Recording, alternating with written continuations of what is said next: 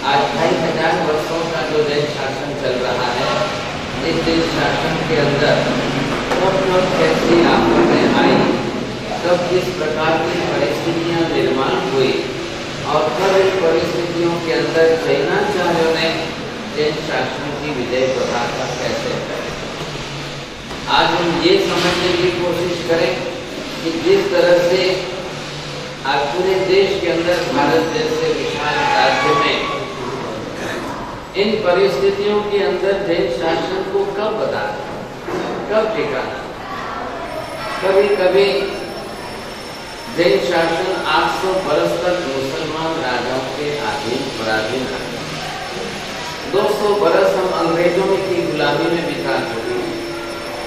भारत को आज़ादी मिली 1947 के अंदर और उसके बाद से लेकर आज 70 वर्ष बीत चुके।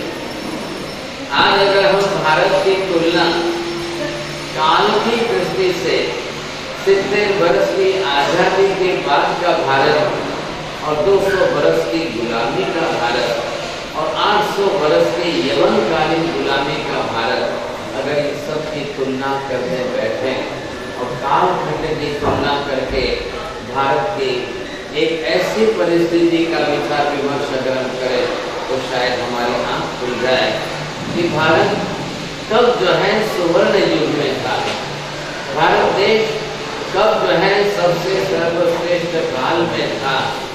क्या भारत स्वतंत्र होने के बाद सर्वश्रेष्ठ काल के दौरे में है, या भारत जब स्वतंत्र नहीं हुआ था तब ब्रिटिशरों के राज्य में अपनी श्रेष्ठता की कक्षा में था, या यवन काल के। यवन काल की दोनों बातें हम जानते हैं अच्छी तरह से। एक तरफ हिंदुस्तान को गुलाम बनाया यवन राजाओं ने, मुस्लिम बादशाहों ने। सबसे ज्यादा नुकसान हिंदुस्तान में किसी को पहुंचाया हो तो जैन शासन। जैनों के मंदिर तोड़े, जैनों की मूर्तियां खंडित की, जैनों के मंदिरों में से खजाना लूट करके गए। ये अगर और किसी देश के और किसी राज्य जनता को नुकसान हुआ या नहीं हुआ, जैन शासन का नुकसान मुस्लिम राजाओं ने बहुत ज्यादा किया। और आज हम समस्त जैन एक तरफ से परमात्मा का इतना उपकार मानते हैं। नंबर 1, दुनिया में से जैन समाज नष्ट नहीं हुआ।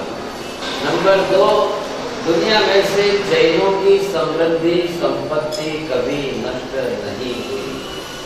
नंबर 3, जैन समाज सर्वथा गरीब भिखारी कभी नहीं हुआ। ये सबसे बड़ा आश्चर्य है और वास्तव में देखा जाए तो एक रिसर्च का विषय है। इतने मंदिर तोड़े गए, इतनी मूर्तियां खंडित की गई, इतना धन संपत्ति जैन मंदिरों से लूटा गया और इन मुस्लिम राजाओं ने इतना सब कुछ करने के बाद भी जैन मंदिरों से रहित जैन पृथ्वी को कभी नहीं किया। ऐसी स्थिति बनी, आप सोचिए। और आज भी जैन संघ, जैन समाज, जैन धर्मस्थान, जैन मंदिर, हमारी जैनों की धरोहर जो है आज भी किस ऊंचाई पर है वो हम देख रहे हैं। 1947 की आजादी के बाद से 70 वर्ष के अंदर जैन समाज का ग्राफ हमेशा ऊपर ही ऊपर चढ़ता है। सुख संपत्ति में जैनों का ग्राफ बढ़ता गया, शिक्षण में जैनों का ग्राफ बढ़ता गया, और सबसे बड़ी बात मैं आपको करूं, अपराधी वृत्ति के मानस में जैन समाज दुनिया में इतिहास में भी कभी नहीं आया और वर्तमान काल में नहीं आया। ये सबसे बड़ी उपलब्धि अगर जैनों के लिए है तो ये।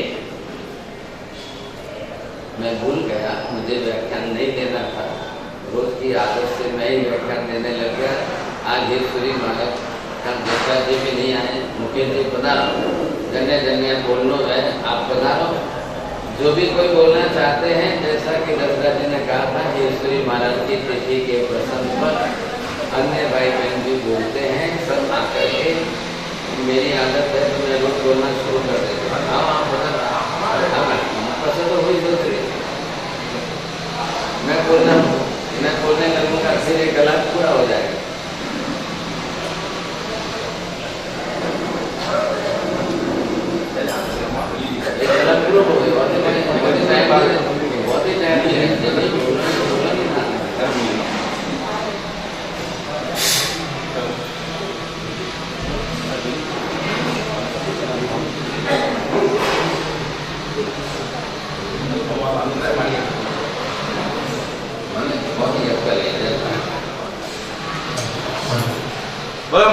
महाबली भगवान की। पुण्यशालियों, अहिंसा के ऐसे अवतार दिल्ली की सल्तनत और इतना क्रूर हिंसक ऐसा राजा सम्राट अकबर, और ऐसे अकबर को प्रतिबोधित करना और पूरे देश के अंदर हमारी प्रवर्तन यानी अहिंसा का प्रचार करना, अहिंसा करवाना, यह कार्य सुंदर गुरुदेव ने किया था। तो उसके विषय में हम हर साल सुनते ही है, लेकिन जिस तरह से मोबाइल चार्ज करने के बाद, यूज करने के बाद पूरा हो जाता है, तो उसी कथा को वापस सुन करके हम उनके गुणों को, अहिंसा के परिणाम जो है अपने अंदर जगाने के लिए पुनः एक बार संक्षिप्त के अंदर इस कथा को हम सुनने का प्रयास करेंगे। दिल्ली के अंदर चंपा श्राविका, जिसकी 6 माह की तपस्या का वरघोड़ा निकल रहा था, तपस्या की उजवनी थी।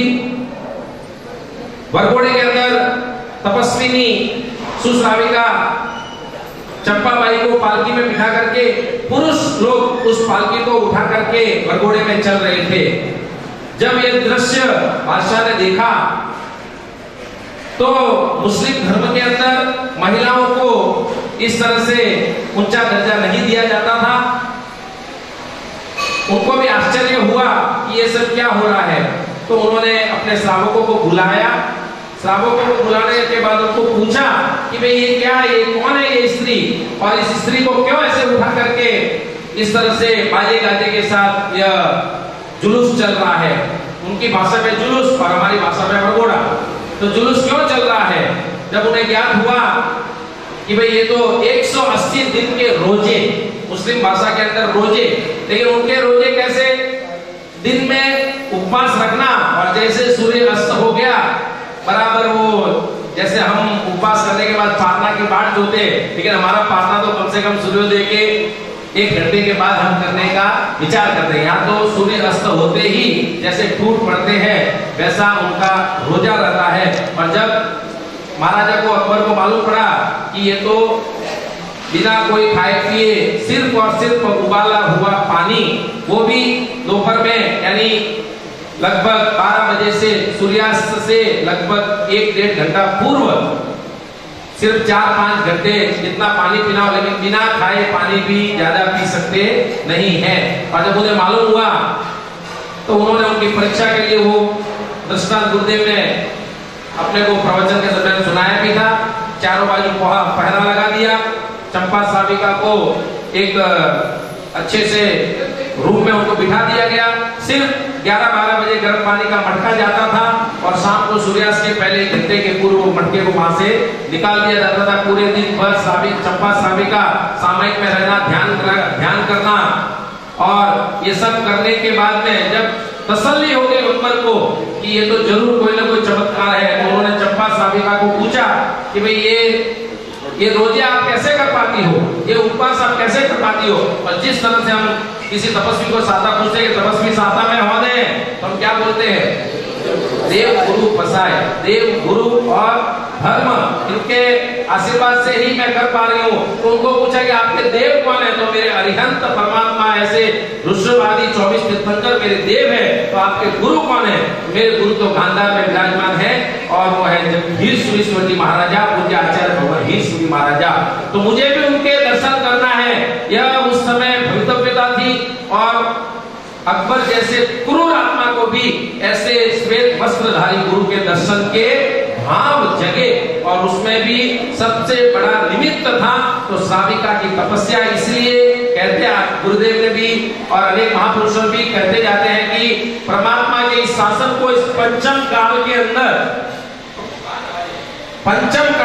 इस धर्म को टिकाने के अंदर महिलाओं का, सबसे पहले तो साध्वी जी भगवंतों का, और उसके बाद में साध्वी जियों का भी बहुत बड़ा श्रेय है। साधु भगवंतों की संख्या से भी, जिस तरह से हमने पाठ परंपरा के अंदर भी परमात्मा के श्रावकों की संख्या, साधुओं की संख्या चुनी, उससे कई श्रावकों से और साधु से भी श्राविकाओं की और साध्वीजियों की संख्या अधिक होती थी। इस प्रकार से उस शासन को यहाँ तक पहुंचाने में जिस तरह से हम देखते हैं कि आचार्य वर्तमान में दीक्षा दानेश्वरी आचार्य भगवत गुणरत्न सूरी महाराजा जो अभी तक शायद सूरत से आगे भी आए नहीं है, लेकिन उनके समुदाय के अंदर इतने उनके ग्रुप के अंदर इतनी दीक्षाएं होती है, जो साउथ के पुरुष जेंट्स इतनी दीक्षा लेते हैं, मुंबई के कई लोग दीक्षाएं लेते हैं, तो उसके अंदर जो श्रेय जाता है वो साध्वी जी भगवंतों को जाता है। घर घर गोचरी जाते हैं, गोचरी के समय कुछ ना कुछ धर्म की प्रेरणा कुछ लेते हैं तो कुछ देकर के, कुछ लेते हैं तो कुछ देकर के। आवाज नहीं आती, मैं नहीं बोल रहा हूं, आपको भी बोलना है। ये तो आपकी बात को मैं यहाँ से आपस में हम सुन रहे हैं। तो इस तरह से धर्म प्रेरणा करते हैं और साध्वी जी भगवंत भी बहुत ज्ञानी होते हैं और उनके ज्ञान के अंदर उनको कहां पर धर्म पवाना है, किसको धर्म प्रतिबोधित करना है, ऐसे साध्वी जी भगवंत भी गोचरी के समय अपना दायित्व निभाते हैं। तो ऐसे इस प्रकार से चंपा श्राविका ने जब कहा कि मुझे मेरे गुरु तो गांधार में विराजमान है, अकबर बादशाह को बहुत इच्छा होती है, फरमान भिजाते हैं। कथा तो बहुत लंबी है लेकिन मैंने कहा शॉर्ट में कहूंगा। गुरुदेव के पास में फरमान आता है कि आपको दिल्ली पहुंचना है, लेकिन गुरुदेव तो कोई गाड़ी का उपयोग करते नहीं, पैदल विहार करना है। और वहां के श्रावकों के पास में जब यह मैसेज जाता है कि अकबर ने बुलाया है, तो श्रावक भी हमारे जैसे बुद्धि वाले होते हैं कि इतना क्रूर है कि हमारे गुरु महाराज को कहीं इनको फांसी न चढ़ा दे, कहीं का कत्लेआम न कर दे, ऐसी शंकाएं होती है और बात को छुपाया जाता है। लेकिन पवित्रता जब होती है, जब कोई किसी को रोक नहीं सकता है, अंत में गुरुदेव के पास समाचार पहुंच जाते हैं। और गुरुदेव वीर सूरी महाराजा बहुत ज्ञानी थे, उनको उस बात के अंदर ऐसा लगा कि अकबर बुला रहा है तो अवश्य जिन शासन की जय जयकार धर्म की प्रभावना होनी है। और इस उद्देश्य से गुरुदेव का विहार होता है।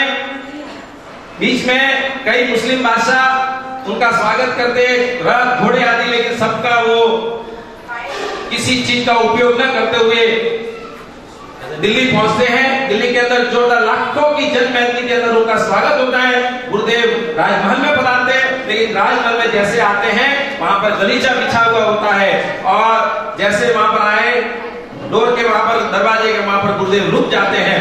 अकबर कहता है गुरुदेव पधारिए। तो नहीं, मैं इसके ऊपर नहीं चल सकता हूं, ये हमारा नियम है। तो कहते नहीं, अभी अभी बिछाइए, कुछ देर पहले ही ये गलीचा बिछाया गया। बोले कुछ देर पहले हो, लेकिन हम चलते नहीं है। जब गलीचा हटाया जाता है तो उसके नीचे से हजारों की संख्या में उस गलीचे के नीचे से कीड़ियां निकलती हैं। और तब अकबर को और भी उनको ये होता है कि कितने जीव दया प्रेमी ये जैन संत हैं, और इस प्रकार से आते हैं। रोज व्याख्यान सुनते थे अकबर। उनके पास में गुरु दक्षिणा के रूप में अकबर उनसे कहते कि गुरुदेव कुछ मांगिए। तो उन्होंने कहा कि भाई पर्यूषण के 8 दिन, आगे पीछे के 4 दिन, पहले 12 दिन की हमारी प्रवर्तन। इस तरह करते करते वो 6 महीने तक की हमारी प्रवर्तन, उसकी अलग अलग जब विषय आता है उस समय बना करके कुल 6 महीने तक यह हमारी प्रवर्तन यानी अहिंसा, सब कत्ल खाने बंद होने का यहाँ पर जगत गुरु हीर सूरी जी के प्रभाव से महाराजा अपने राज्य के अंदर लागू करवाता है। और श्राविकाओं के विषय में ऐसे तो बहुत बड़ी कथा है, लेकिन दूसरों को भी बोलना है। हमने विशेष तो गुरुदेव के मुंह से हमें सुनना है कि जो हमको भी मालूम नहीं हो, गुरुदेव उनके पास बहुत ज्ञान है, बहुत शास्त्र पढ़े, वो सुनेंगे। लेकिन श्राविकाओं का अंत में भी ऐसा कर्तव्य है और ऐसा शासन की प्रभावना करते हैं कि जब गुरुदेव अंत समय में जब ऊना के अंदर बीमार थे, ऊना के अंदर जब बीमार थे और उन्होंने मना कर दिया मैं कोई दवा लूंगा नहीं, तो उस समय में सकल संघ जमा हो जाता है और गुरुदेव से विनती करता है कि आप संघ के लिए, शासन के लिए दवा का उपयोग कीजिए। लेकिन गुरुदेव कहते मैं दवाई लूंगा नहीं। और उस समय हमारे श्राविकाओं ने निर्णय कर लिया कि जो छोटे छोटे बच्चे जो दूध पीते हैं उनको दूध पिलाना नहीं है, और उन्होंने बच्चों को दूध पिलाना बंद कर दिया। तो पूरे गांव के अंदर आजू बाजू जो भी आए वो वहां से बच्चों के चिल्लाने की आवाज आ रही है और गुरुदेव के कान में पड़ती है कि ये सब क्यों रो रहे, बच्चे क्यों रो रहे, क्या तकलीफ है। तो संघ के आगे वाले आके कहते हैं कि गुरुदेव आप दवाई का सेवन नहीं कर रहे हैं, इसलिए माताओं ने अपने बच्चों को दूध पिलाना बंद कर दिया। और उस समय में गुरुदेव संघ की बात को स्वीकार करते हैं और ऐसे पूज्यपाद आचार्य भगवान सम्राट अकबर प्रतिबोधक जिनकी 421वीं आज पुण्यतिथि है, हम उनके चरणों में सत नमन करते हुए ऐसे आचार्यों की परंपरा के अंदर आए हुए ऐसे ज्ञानी गुरु भगवान हमारे यहाँ पर पाठ पर विराजमान पूज्य गुरुदेव अरुण विजय जी महाराज साहब के चरणों में भी पुनः सत नमन करते हुए दिनांक के विरुद्ध कुछ भी बोला गया हो तो त्रिविधि इच्छा बनाइए। दशरथ जी देवड़ा धोखा बनाइए।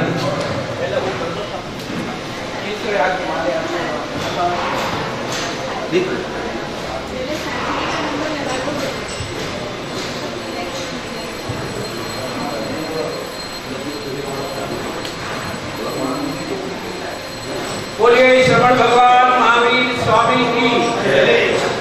हमारे यहाँ विराजित परम पूज्य पुण्यात प्रवर डॉक्टर अरुण विजय जी महाराज साहब, डॉक्टर अपने परम पूज्य हेमंत विजय जी महाराज साहब एवं सातवीं व्रत राजप्रिय जी महाराज साहब आदि ठाणा के चरणों में कोटिश कोटिश वंदन।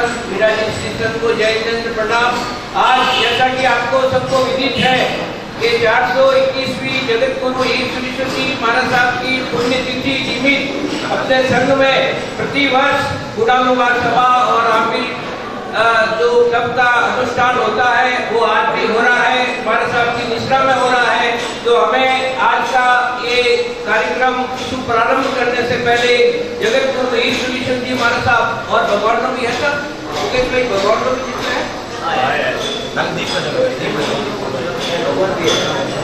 भगवान भी जितने भगवान के चित्र को माल्यार्पण और दीप प्रज्वलन एक ही चढ़ा हुआ है, खाली दीप प्रज्वलन करना है भगवान के चित्र के सामने।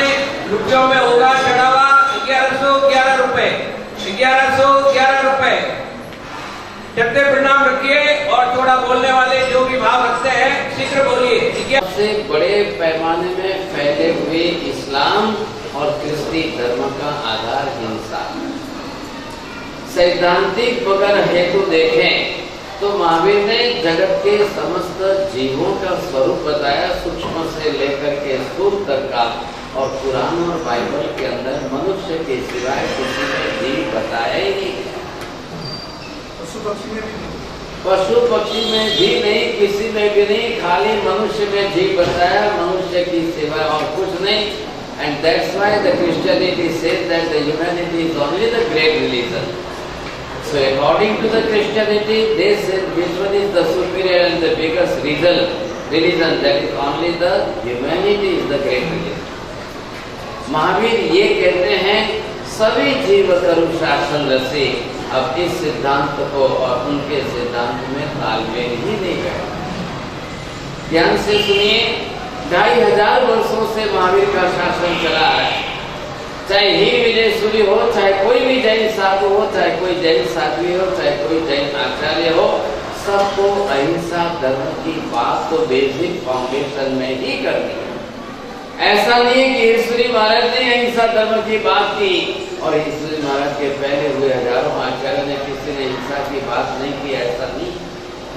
लेकिन समय समय की आवश्यकता है, किस मौके पर कहां किसकी आवश्यकता है। आप ध्यान से सुनिए, हिंदुस्तान की धरती के ऊपर 800 बरस तक जो है मुस्लिम बादशाहों का राज्य शासन चला। हिंदुस्तान के सबसे बड़े काले दिन ही ये थे कि हिंदुस्तान जैसे अहिंसक राष्ट्र की सारी बागडोर इन यवन बादशाहों के हाथ में आ गई और तब से देश के अंदर हिंसा का प्रमाण बढ़ता है। मुस्लिम बादशाहों के दिमाग में एक ही बात फिट थी कि अगर हिंदुस्तान को लूटना है, आप लोगों को मालूम होगा सिकंदर भी क्यों आया था हिंदुस्तान में। सिकंदर हिंदुस्तान को लूटने के लिए आया। अब इन सब मुस्लिम बादशाहों ने हिंदुस्तान को लूट करके खत्म करने की कोशिश की, क्योंकि हिंदुस्तान की प्रसिद्धि पहले से ऐसी थी, हिंदुस्तान सोने की चिड़िया, हिंदुस्तान सोने की चिड़िया। आपको मालूम होगा विक्रम राजा के समय में सोने के सिक्के हमारी राजकोषीय राशि में चल रहे थे। खैर हिंदुस्तान के इतिहास में तो सब प्रकार के सिक्के आए। आज जिस तरह से कागज की नोटें चल रही है, एक जमाने में सोने के सिक्के चलते हैं। आज विक्रम राजा को लोग भूल गए। सबसे बड़ी गलती ये हुई कि हमारे स्कूलों के अंदर हमको मुस्लिम बादशाह को ही पाठ पढ़ाते गए और इसके कारण हम जो है हमारे हिंदू राजाओं के, चाहे महाराणा प्रताप हो चाहे विक्रम राजा हो, उनका इतिहास जो है भूल गए। और सबसे दुर्भाग्य की बात दशरथ जी ये है, हिंदुस्तान के अंदर जैन लोग कभी इतिहास पढ़ते नहीं। सबसे बड़ी दुख की बात है, जैनों ने कभी अपना भूतकाल इतिहास पढ़कर उजागर नहीं किया। हमारे पूर्वज कौन थे, हमारे पूर्व महापुरुष कैसे कैसे। आप लोगों को मालूम नहीं है, कई आचार्य महान हुए, कई साधु महान हुए, कई श्रावक महान हुए, कई श्राविकाएं जिनके नाम इतिहास में आज भी अमर है, कई साध्वी जियां जिन्होंने इतिहास के अंदर अपने नाम दर्ज कराए, जिनका आदर्श आज देश लेकर के चल सकता है। अब मैं बात करता हूं कि इस मुस्लिम राजाओं के राज्य के अंदर सबसे बड़ी जो है हिंसा क्यों बढ़ी और क्यों फैली। उस काल के अंदर गुर्जर खाने इन्होंने क्यों चलाए। यहाँ इन लोगों के अंदर एक तो त्योहार धर्म के ऐसे जोड़ दिए गए और एक तरफ खान पान के अंदर वो हलाल और क्या ऐसे जो पद्धतियां जोड़ दी। एक झटके से जिस प्राणी की हिंसा हो और धीरे धीरे कैसे उसकी हिंसा हो, ये सारी बातें उन्होंने जोड़ दी। मैं कुरान की बात आपको थोड़ी सी करना चाहता हूँ। बात वहाँ पर यह है कि अल्लाह को कुर्बानी देना, उनकी भाषाओं में जहाँ कुर्बानी है, हमारे जैन शब्द के अंदर उसका अर्थ है त्याग।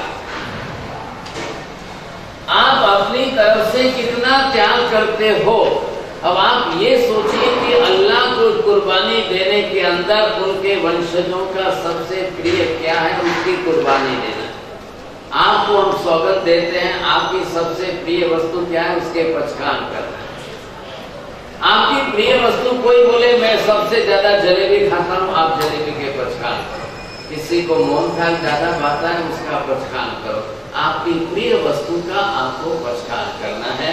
लेकिन जैन धर्म के मूलभूत पाए में अहिंसा धर्म होने के कारण हमारे यहाँ किसी ने त्याग करने के अंदर हिंसा को प्राधान्यता नहीं दी, अपनी प्रिय वस्तु का त्याग किया। बात आई मुस्लिम राजाओं के यहाँ पर कि आप अपनी सबसे प्रिय वस्तु क्या समझते हो। इमरान ने उस समय कहा, मैं इस समय बुजुर्ग हो रहा हूँ, मेरा बेटा ही मेरे लिए सबसे प्रिय है। अब आदमी स्वयं ही समझता है कि बुजुर्ग अवस्था में मेरा बेटा, इकलौता बेटा हो तो वो मेरे लिए कितना प्रिय है। लेकिन जब कुरान के शब्दों पर चल करके अब अपनी कुर्बानी देने की जब बात आई, तब उसको कहा तुम्हारा सबसे प्रिय तुम्हारा बेटा है, तो क्या तुम उसकी बलि दोगे, कुर्बानी करोगे। उसने कहा करूंगा। आज भी आपको मालूम नहीं है, जैन लोग अपने धर्म के प्रति जितने फैनेटिक नहीं हैं, उससे 1000 गुने the Muslim peoples those who are more fanatic towards their own religion। जैनों को अपने धर्म की इतनी निष्ठा है। हम एक तरफ सम्यक दर्शन की बड़ी बड़ी बातें करते हैं, 1.25 इंच का तिलक लगा करके हम परम भक्त होने की बातें करते हैं, लेकिन जैनों को अपने धर्म की इतनी निष्ठा नहीं है। शायद उतनी नहीं, उससे 1000 गुने निष्ठा मुसलमानों को अपने धर्म। इमरान जब उस समय ये तय हुआ कि कल बकरी ईद के दिन इनको कुर्बानी करनी है, और कुर्बानी करने के अंदर उसने अपने बेटे को कहा, बेटा तू इस तरह से तैयार होकर के सज धर करके आना और मैं तेरे गले के ऊपर छुरी चलाऊंगा।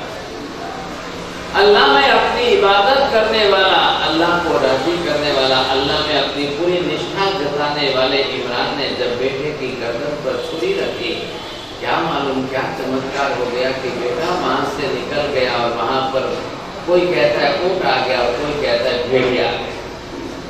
बकरा भी नहीं है, वहां पर भेड़िए का शब्द लिखा हुआ है। आप ध्यान से सुनिए कि एक धर्म के अंदर अगर कोई विपरीत परंपरा चला दे, हमारे यहाँ शास्त्रों में कहा है सूत्र प्ररोपना। एक व्यक्ति अगर उस सूत्र प्ररोपना कर दे, आज एक व्यक्ति अगर आमिल में चाय पीने लग जाए तो कल से 1000 साल तक रोज जो है आमिल के अंदर चाय चाय चाय शुरू हो जाए। कल कोई उपवास के अंदर दूध पी करके मिठाई मेवा खाने लग जाए तो कल उसके पीछे वही परंपरा चलेगी। कितने लोग उस परंपरा के भोगी बनेंगे, उस सब का पाप जो है उस चालू करने वाले को लगे। थोड़ा ध्यान से सुनिए।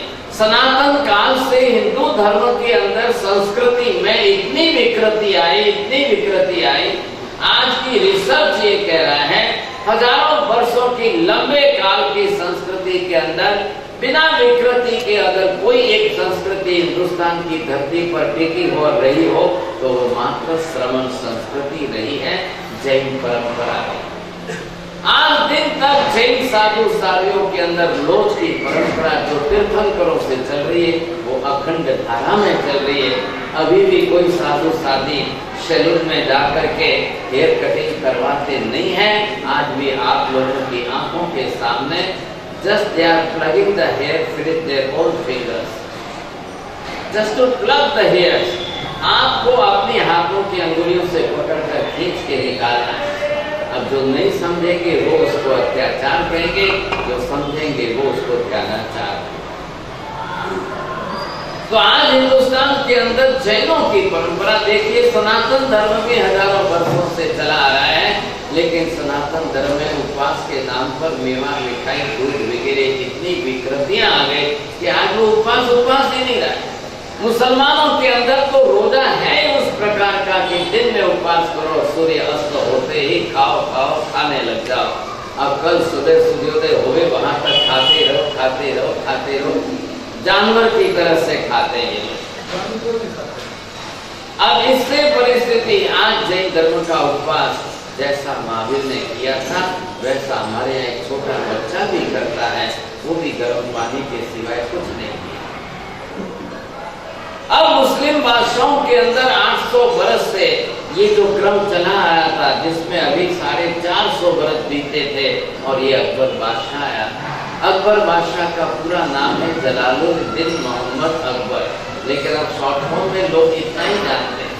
ध्यान से सुनिए, इन 400 वर्षों के अंदर 400 बरस बीतने के बाद ये अकबर जो है उन मुस्लिम बादशाहों में सबसे ज्यादा मांसाहारी था, सबसे ज्यादा हिंसक था और सबसे ज्यादा जो है शिकारी था।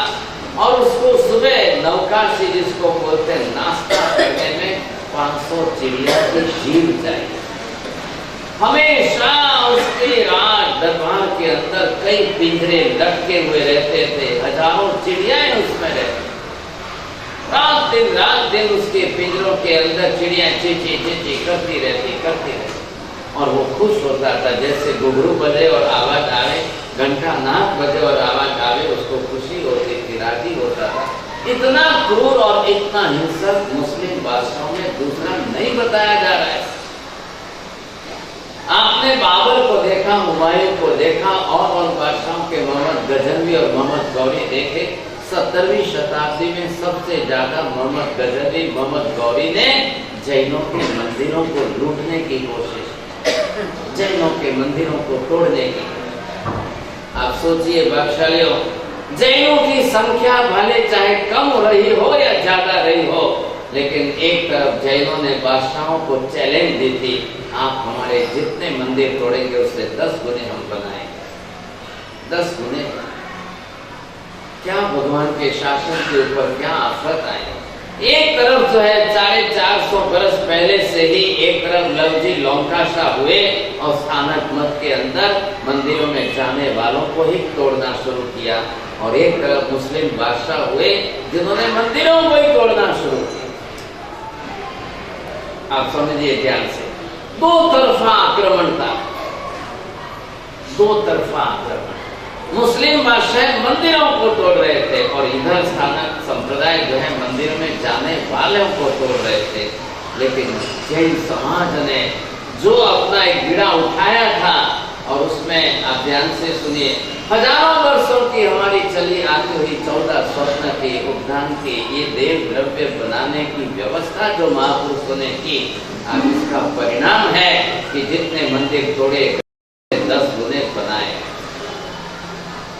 132 करोड़ की आबादी में 1 करोड़ जैन नहीं होते हुए भी, और आज हम कितने मंदिर चला रहे हैं, कितने तीर्थ चला रहे हैं, गिनती कर लो और रेशियो के अंदर फिगर निकालो तो स्टैटिक्स के फिगर के अंदर हिंदू समाज जो है अगर वो 100 करोड़ है और वो कितने मंदिर चला रहे हैं, और जैन समाज 1 करोड़ नहीं होते हुए कितने मंदिर चला रहे हैं, कितने तीर्थ चला रहे हैं। मैं जैनों को सबसे पहले कहता हूँ, घूमने जाओ, फिरने जाओ, कहीं जाओ तो तीर्थों में जाओ, कहीं पर भी जाओ तो पहले तीर्थों में जाओ। भूल से कहीं होटलों में मत जाओ, होटलों में रुको मत, होटलों में उतरो मत, होटलों का खाओ मत, तीर्थों में जाओ, तीर्थों की भोजनशाला में भोजन करो। आपकी इच्छा है तो ज्यादा दान दो, नहीं इच्छा है तो एक थाली का 40-50 जो रखा है वो लो। आप अपने तीर्थों को पोसेंगे, आपके कारण, जैनों के कारण तीर्थ मजबूत बनेंगे, नहीं तो खाली होटल ही मजबूत बनेगी। आप ये मत सोचना भाग्यशाली, एक जैन अगर बाहर कहीं होटल में जाकर रुकता है तो वो अपने धर्म का खुद नुकसान करता है, खुद नुकसान करता है। एक जैन का कर्तव्य है कि एक वस्तु जैन की दुकान में मिलती है तो बाजू के मुसलमान की दुकान में मत खरीदो। आप क्या फर्क पड़ेगा, 2 गली जाना ही पड़ता है, इतना ही है अंतर। लेकिन खरीदो तो जैनों से खरीदिए, जैन फॉर जैन, ये नियम बनाओ। हम जैन हैं, आप 2 पैसे की वस्तु खरीदोगे, अपना जैन भाई समृद्ध बनेगा, जैन जी संपन्न बनेगा, ये मान्यता धारणा बनाए। हम जाएंगे तो जैन तीर्थों में जाएंगे, भोजन करेंगे तो जैन तीर्थों में करेंगे। कहीं पर अगर रोटी कच्ची पक्की कैसी भी है तो सुधारना कराइए। आज भी जैनों के यहाँ जैसा भोजन मिल रहा है वैसा और कहीं नहीं मिल रहा। मैं आपको बात करने जा रहा हूँ कि ऐसा क्रूर बादशाह अकबर जो था उस काल के अंदर, मुकेश जी थोड़ी बात और ध्यान से सुनना है दशरथ जी। इतिहासकारों ने इस बात का पता लगाया है कि यही अकबर पूर्व जन्म के अंदर एक सन्यासी, जैन हिंदू सन्यासी था। अब उसके जो प्रमाण आज मिल रहे हैं, ऐतिहासिक प्रमाण, हिस्टोरिकल एविडेंसेस जो मिल रहे हैं, और ये सन्यासी होते हुए, अब सन्यासी तो वैसे भी शाकाहारी होते हैं, और ये ऐसा क्रूर मांसाहारी कैसे बने? सुबह सूर्योदय नहीं होने के पहले से वहां पर बैठ करके 100 जने अकबर की रसोई में नौकाशी बनाने, नाश्ता करने के लिए फटाफट चिड़ियों को मारते, फटाफट चिड़ियों को मार के जीभ निकालते, इकट्ठे करते, एक थाली में भर के रख करके छौंकना बघारना करके और बादशाह के लिए तैयार करते। कब बादशाह उठ करके आएगा और फिर तेरे नाश्ता करेगा। चिड़िया की जीभ होती कितनी सी है सर, एक जीभ होती कितनी सी, अब कितनी चिड़िया मरेगी तब जाकर के बादशाह का पेट भरेगा। आप सोचिए, कल्पना।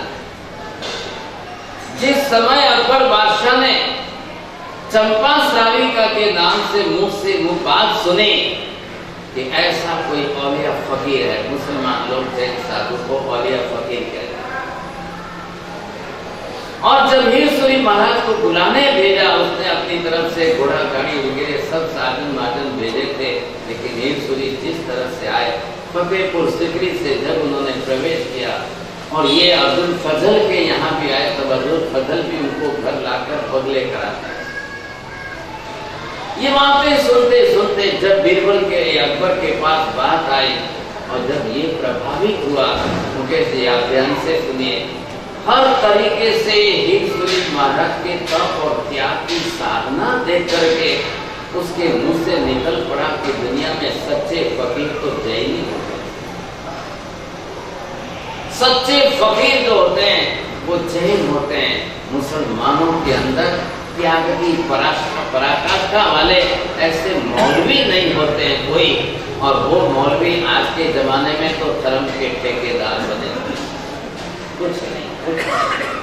मैं आपको ये कह रहा हूं कि महावीर का उपकार मानो। आज हमारे तीर्थंकरों का उपकार की जैन साधु एक त्याग मूर्ति, तपो मूर्ति किस प्रकार के रहे हैं। मात्र बादशाह के ऊपर ही असर हुई ऐसी बात नहीं। आज हमारे जैन साधु साध्वियां विहार करते हैं, जाते हैं, और 36 कोण दुनिया के सभी समाज के लोग उनके सामने नतमस्तक होते हैं। ये नतमस्तक पना जो है उनके त्याग और तप को आभारी है। साधु कोई कम पड़ा हो या ज्यादा पड़ा हो, उससे मतलब नहीं है। लेकिन हीरसुरी महाराज जब पधारे हैं, कितने आपको लगेगा 69 साधु महाराज साध्वी जियां कितनी है। आपको सुनकर हैरानी इस बात की होगी कि एक जैन साधु मुस्लिम बादशाह के राज दरबार में चौमासा कर सके। उस समय भी लोग जैसे तैसे नहीं थे क्या? जैन समाज में निंदा टीका टिप्पणी तो पहले से बड़ी हुई। पूरे दिन धोती और हौसला अपनी आदत को आज नवी नहीं है। और उस समय भी जो है जैनों ने जाकर के हीरसुरी महाराज को रोकने की भी कोशिश, लेकिन वो विचक्षण महापुरुष थे। उन्होंने दीर्घ दृष्टि देखी। एक साधु संत अपने प्रभाव को अगर राजा पर गिरा सकता है, तो जिसके कारण पूरे देश के अंदर जो है कैसी व्यवस्था, धर्म की कितनी प्रभावी व्यवस्था हो सकती है, आपको सुनकर हैरानी होगी कि हीरसुरी महाराज ने खुद ने नहीं, वो तो खाली 3 बरस तक यहाँ दिल्ली में रहे, लेकिन 27 बरस तक अपने साधुओं को देते रहे और बादशाह अकबर के दरबार में तमाशे कराए।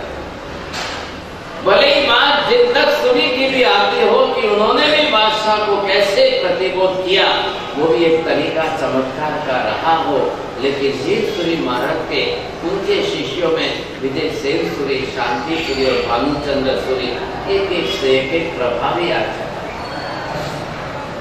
इतने प्रभावी आचार्य। अब देखिए, समुदाय होता है, उनको अपनी तरह से कोई ज्ञान प्रभावी, कोई प्रवचन प्रभावी, कोई तत्व प्रभावी, कोई लेखन प्रभावी, ऐसे अलग अलग बनाने पड़ते, तैयार करने पड़ते, तब वो जा करके चारों तरफ, चारों दिशा में जहाँ जिस प्रकार की आवश्यकता पड़े वैसे जैन शासन की प्रभावना कर सकता है। मैं बात करता हूँ आपको अकबर का सिर दर्द। 3 दिन तक उतना सिर दर्द, इतना भारी, इतना भारी, इतना भारी सिर दर्द था कि पूरे राज्य में, दिल्ली में हाहाकार मच गया। क्या करेंगे, कैसे करेंगे? अब हीरसुरी महाराज नहीं थे उस समय, तो उन्होंने उस समय भानुचंद्र सूरी को बुलाया। 3 दिन हो गए हैं, क्या करें? तो अकबर बादशाह की देखी निष्ठा देखे उन्होंने जैनाचार्य को बुलाया। कहा, महाराज परेशान, 3 दिन हो गए, सिर दर्द नहीं। तो क्या उन्होंने अपने मौलवियों को नहीं बुलाया होगा? क्या उन्होंने अपने संतों फकीरों को नहीं बुलाया होगा? ऐसी परिस्थिति के अंदर भानुचंद्र महाराज पधारते और सिर पर वासक से डालते और हाथ रखते हैं, और कैसे सिर दर्द गायब हो गया। राजा 3 दिन से सोया हुआ था, उठकर जब खड़ा हुआ और खड़े होकर के खुशियां व्यक्त करने लगा, और जब ये खुशी फैल गई बाहर, तो राजा के राज दरबार में सिर दर्द मिटने की खुशी के आनंद में 500 गायों की बलि देने का प्लान कर दिया। 500 गायों को काट करके राजा के सिर दर्द का रोग मिट गया, इसकी खुशहाली मना। आप सोचिए, जब भानुचंद्र सूरी ने, आचार्य महाराज ने हीरसुरी अकबर बादशाह को कहा, राजन ये क्या हो रहा है? खुद कहने के बजाय बादशाह के मुंह से कहलवाओ ताकि कोई फर्क पड़े। बादशाह को बुलाया बाहर, वो बाहर आकर लोगों को देखकर कहता है, 500 गाय बैल तुमने लाई, किस लिए लाई? राजन आपका सिर दर्द मिट गया, इसकी खुशहाली के लिए। अरे मूर्खों, जब मिट गया तो खुशी मनाते हो, तो खुशी मनाने में तुम दूसरों को दुखी करोगे, और दूसरों को दुखी करके खुशी मनाओगे तो वापिस ये बीमारी आएगी, और फिर मैं 500 दिन बीमार पड़ूंगा, तब क्या होगा? नहीं करना ये अपराध, छोड़ो। और जब गायों को छोड़ दी बादशाह ने, वो खुशी कितनी होगी? 500 गायों को जब छोड़ दी, तब खुशी कितनी होगी? मैं आज की बात आपको करना नहीं चाहता हूँ, आप सुन करके रोम रोम खड़े हो जाएंगे। इस समय 20 लाख हाजी लोग जो है मक्का मदीना में इकट्ठे। सन 2016 में गए साल 15 लाख थे, और आज की तारीख में 20 लाख लोग वहां इकट्ठे हुए, और हर व्यक्ति वहां मक्का मदीना में जाता है तो उनको 5 नियम पालने हैं। आपको आश्चर्य लगेगा महाराज साहब, जैन साधु जैसे दो सफेद कपड़े पहनकर ही वो यात्रा करने मक्का मदीना जाए। उनको पूछो तो पता था। और वहां जाके मुंडन करा, एक चद्दर ऊपर सिया हुआ कपड़ा नहीं, एक चद्दर, और वो ऐसे ही पहनते हैं कि हज यात्री को मक्का मदीना में देखो तो कोई कहे जैन साहब, देख करके कोई कह दे कि जैन साहब। लोटरी कराते, मुंडन करा। अब उनको पता नहीं है, 1000 वर्षों से इतिहास चला आ रहा है, हज यात्रा करना, इतने पवित्र बन जाओ, इतने पवित्र। अब उनको कुछ भी पता नहीं। और रिवाज तो आप भी जानते हैं, हर व्यक्ति कंकर लेके जाएगा, वो शैतान को कंकर मारना, ये उनकी हज यात्रा है। आज एक दिन, अभी हम लोग यहाँ बैठे हैं, 24 घंटे नहीं बीतेंगे, एक दिन के अंदर 20 लाख जानवर तो खाली मक्का मदीना में काटे जाएंगे। हैदराबाद की गलियों की बात जाने दो, आप हिंदुस्तान की धरती के ऊपर की बात जाने दो, और पूरी दुनिया के 200 देशों के अंदर, करीब 199 देशों के अंदर, जहां पर 250 करोड़ मुस्लिम लोग हैं, तो आप कल्पना कर लो बख्शाली, इस धरती पर लाखों करोड़ों जानवरों की खून बह। एक योगी आदित्यनाथ जो है इतना बुद्धिशाली और बलवान आया है कि अभी यूपी के अंदर तो वो कह रहा है कि रास्ते पर मैं काटने ही नहीं दूंगा, और मुसलमानों के अंदर आवाज उठाई जा रही है। आपको मालूम होगा शायद, अब मुस्लिम संस्था जो है आरएसएस के अंदर की एक डिपार्टमेंट मुस्लिम विभाग बन गया, और मुसलमानों ने ये आवाज उठाई है, बकरे की बलि देना ये गलत है, बकरे की कुर्बानी गलत है, बिल्कुल होनी ही नहीं चाहिए। या तो आप केक काट करके कुर्बानी करो। अल्लाह को पसंद क्या है? ये अल्लाह की पसंदगी तुमको बकरा लग रहा है? ये आवाज उनके अंदर उठ रही। आप देखें कि लोकमान्य तिलक ने जिस तरह से इस प्रजा को काम देने के लिए ये गणपति चालू किया, और आज गणपति लोगों का सिर दर्द बन गया है। और ये जैन समाज के लोग मुझे कहते हुए शर्म आती है कि एक तरफ प्रदूषण करेंगे, अठम करेंगे, 28 करेंगे, संवत्सरी मनाएंगे, और सुख शांति अपार्टमेंट में गणपति बैठा कर रहा है। करेंगे सुख शांति अपार्टमेंट। और ये जैन लोग अठम और 28 करने वाले आज जो है आलू पूरी खवा रहे हैं। न तो 14 जन लोग गणपति लोग विसर्जन हुए, जब बटे जैन समाज जो है इन लोगों की सेवा करने के लिए आलू पूरी खिलाए। धिक्कार है आप लोगों को, शर्म आनी चाहिए जैनों को।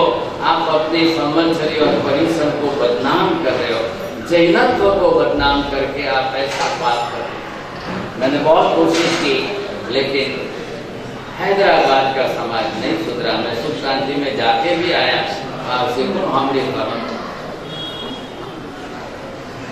अब ऐसी परिस्थिति के अंदर दुनिया का कोई धर्म ऐसा नहीं है कि जैन लोग जाकर उधर पीछे नहीं पड़ते हो, खाली पैसे कहते हो, खाली पैसे। अगर यहाँ मुसलमानों को कहा जाए कि तुम गली में रास्ते में नहीं काटोगे, कत्ल खाने के अंदर जाकर काटो, मैं आपको कहना ही चाहिए, मुसलमानों की व्यवस्था बता रहा हूँ। इस समय मक्का मदीना के अंदर, मुकेश जी थोड़ी अक्ल बात लो, अगर 20,000 जानवर कटे तो खून की नदी कितनी बह जाए? 20 लाख जानवर कटे तो खून की नदी कितनी बह जाए?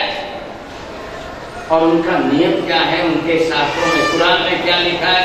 एक जानवर को काटने के बाद 1 भाग आप खाओगे, 2 भाग का दान करो। अब 2 भाग का दान किसको करना? और हर व्यक्ति 1 भाग खाए और 2 भाग का दान करे।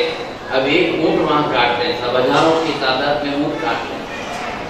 ये तो धन्यवाद दीजिए दशराज जी को, सुरेंद्र जी भंडारी को, हमारे जैन शासन के ये जीवदया प्रेमी ऐसे जिन्होंने पर्यूषण पहले से 133 ऊंट पकड़े।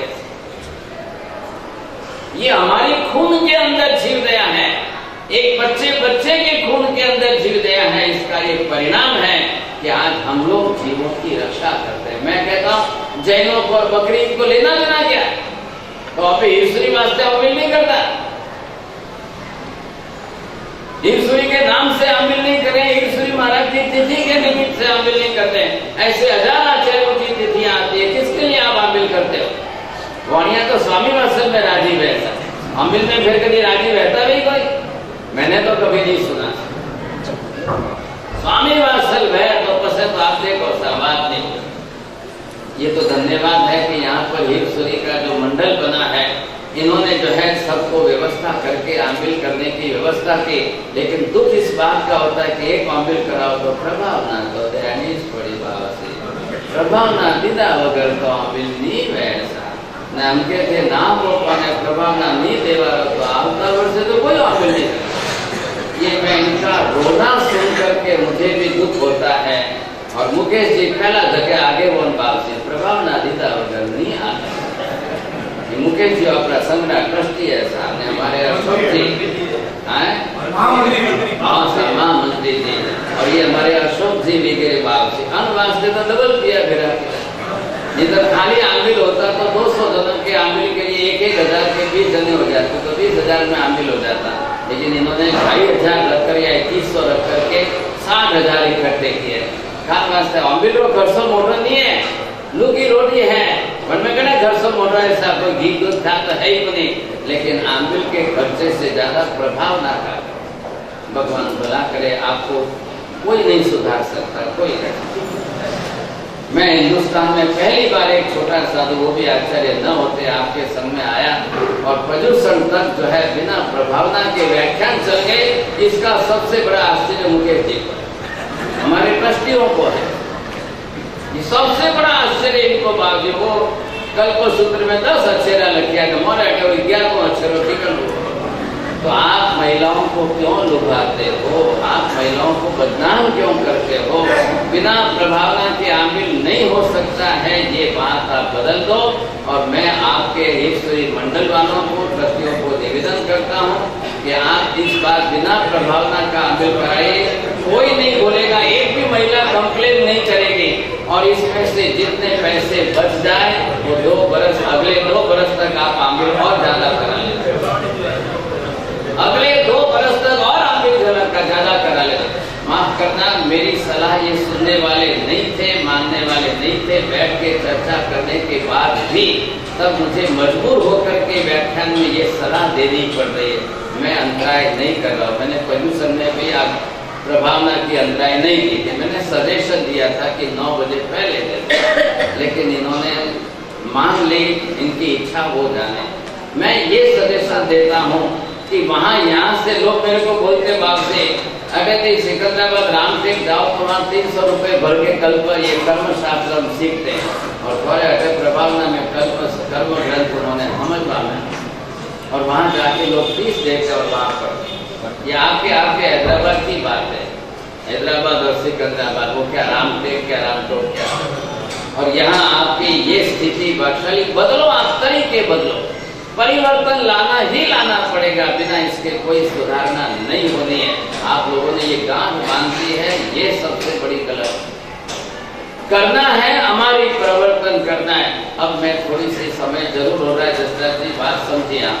मैं कह रहा हूँ थोड़ी कालिक तुलना करो कि 800 बरस के यवन काल में हिंदुस्तान में हिंसा ज्यादा थी, या 200 वर्षों के अंग्रेजों के काल में हिंसा का प्रमाण ज्यादा बढ़ा, या आजाद होने के बाद 1947 से आज तक के 70 वर्षों में हिंसा का प्रमाण ज्यादा था। 70 वर्षों। मैं आपको ये कहता हूँ कि अकबर बादशाह के समय में जितने बुचड़ खाने कत्ल खाने नहीं चलते थे, शायद उससे आजाद होने कत्ल खाने आजादी के बाद आज हिंदुस्तान में चलते। मैं आपको हैरान करने वाली बात ये बताता हूँ, पूरी दुनिया के 200 देशों के अंदर the maximum meat and beef exporter is only the India, only the India. Not a single country which can similar like with the India which can export the maximum meat and beef. Not a single country. ये हमारे लिए शर्म की बात है, शर्म की बात है। शुद्ध शाकाहारी अहिंसक व्यक्ति नरेंद्र मोदी दिल्ली की गादी पर बैठा है, लेकिन उसके हाथ भी मीट लॉबी के सामने बंधे हुए। अब ये है कि राष्ट्रपति भी और उपराष्ट्रपति मिश्रा जी, अब तो दीपक मिश्रा भी आ गया है, अब वो भी है चीफ जस्टिस बन चुका है, तो शायद आप देश के लिए, हित के लिए कहीं ना कहीं, लेकिन आप जैनों ने, अभी दशरथ जी ने बहुत अच्छी बात दे गई, प्रत्येक जैन अगर अपनी तरफ से सरकार को कोई संदेश देता है, you must believe that this is democracy in India. And in the whole world, the biggest democracy which is running in India, and the people of the world, those who are surprised with the democracy of India. और आज ये हिंदुस्तान में सब लोग है, नहीं है ऐसी बात नहीं है। आप जरूर ऐतिहासिक एग्जाम्पल, हिस्टोरिकल एविडेंसेस के साथ में अगर आज भी दिल्ली तक, नरेंद्र मोदी तक कुछ पैसा पहुंचाते हो, तो आज वहां पर सब कुछ वेस्ट पेपर बॉक्स में नहीं जाता। मनमोहन सिंह के समय में सब कुछ वेस्ट पेपर बॉक्स में जाता था, लेकिन आज नरेंद्र मोदी बढ़ करके सजेशन लेकर के मन की बात में वो बात कहता है, ये सजेशन वो दुनिया को देता है। आप सोचिए, पर्यूषण आए तब जैनों को मिच्छामि दुक्कड़म देकर जैनों के पर्यूषण पर्व की सराहना मोदी ने की। तो देखिए, सर्वथा मोदी सब बात में कैसा है उसकी बात छोड़िए, लेकिन अहिंसा प्रेमी है, शाकाहारी शुद्ध है, अहिंसक मनोवृत्ति वाला है। लेकिन जैसे मोरारजी देसाई आए तब भी सर्वथा प्राणी हिंसा मतलब गोवंश बंदी करने की एक निष्ठा लेने के बावजूद भी नहीं कर सका, और बहुत अल्प काल में वो भी नीचे उतर गया। लेकिन ये टिका है बरोबर, और इसके लिए भविष्यवाणी हो रही है कि और ज्यादा टिकने वाला है। तो अब जैनों को, जैन श्रावक श्राविकाओं को अपना थोड़ा सा गठबंधन और मजबूत करके अहिंसा धर्म की बात को वहां तक फैलानी पड़ेगी, तभी काम होगा। आप भी जानते हैं, सत्ता से कानूनी रूप में जितना कार्य हो सकता है उतना पैसे और संपत्ति से कभी नहीं हो पाता है। लेकिन हम जैन लोग आज पूरे हिंदुस्तान में और विदेशों की धरती पर, मुकेश जी आज कितना अम्बिल बहता है, करो हिसाब करो, भले आपके फील खाना में 200 अम्बिल हो जाए, और जगह में सिकंदराबाद, हैदराबाद के संघों में सब मिलकर 1000-2000 अम्बिल गिन लो आप टोटल, तो आज पूरे हिंदुस्तान में, बम्बई में हमारे यहाँ हैदराबाद से 10 गुने अम्बिल आज बम्बई में होते। क्यों हो रहे हैं? अब जबकि हमारा कोई लेना देना नहीं है बकरी ईद के साथ, लेकिन हमारे दिल के अंदर जीव दया, प्राणियों की करुणा जो है, इतने पंचेंद्रिय प्राणी, लाखों प्राणी कट जाएंगे। बादशाह, आप जरूर एक बात सुनकर रखिए, अगर किसी देश की तबाही होनी है तो इस मुस्लिम समाज के कारण। इतना क्रूर और इतना हिंसक समाज ये है। All kinds of crime in Muslim community, आप समझ रहे हैं, all kinds of crime it is in Muslim community. और समाज, दुनिया के अंदर जैनों का सिर किस लिए ऊंचा है? Zero crime, not a single crime in the Jain community like the Islamic people. No one is the single people like the Muslim people. ये हमारे जैनों की आज भी इमेज बनी हुई है, और बहुत बड़ी इमेज है, बहुत बड़ी हमारी इज्जत है बादशाहियों। जैन शासन को धन्यवाद है, जैन समाज को धन्यवाद है, जैन संघ को धन्यवाद है, अभिनंदन है कि आज भी हम लोग जो है, आप ध्यान से समझना, आपका एक आंबिल भी निरर्थक नहीं जाएगा, नहीं जाएगा। हमारा एक एक आंबिल इन प्राणियों की सहानुभूति के लिए, इनकी संवेदनाओं के लिए है। जैन कभी दुखी नहीं होगा, जैन कभी दुखी नहीं होगा। भविष्य में पूरी दुनिया में दुखी हो जाएंगे लोग, लेकिन जैन कभी दुखी नहीं होगा। वो अपने सिद्धांतों पर, ये उपकार तो महावीर का है, ऐसा सिद्धांत महावीर ने दिया है, और हम इसलिए महावीर के सिद्धांत पर चल रहे हैं। आप जरूर चलते रहिए, महावीर के सिद्धांतों पर आंख मूंद करके चलिए, अपनी निष्ठा पूरी बनाइए, सही ढंग से बनाइए, ताकि कभी भी जैनों का अहित तो होगा ही, होगा ही। ये निश्चित बात समझ करके चलिए। मैं जरूर, मुझे काफी बहुत कुछ संवेदना प्रकट करनी है समय की सीमा को देखते हुए, और आप लोग सब शांति से बैठे हैं तब मैं बोल पाया हूँ। अगर महिलाएं उठने लगी होती तो, और पुरुष लोगों में से आप उठने लगे होते तो मुझे और जल्दी चुप होना पड़ता, लेकिन दूसरे वक्ता और भी आज बोलने वाले बहुत थे। हमारे साध्वी जी महाराजों को अभिनंदन, धन्यवाद लीजिए, इन्होंने आज अपने सामने वक्तव्य दिया, अपने जैन समाज के भाइयों में से जिन्होंने वक्तव्य दिया। आज हम जो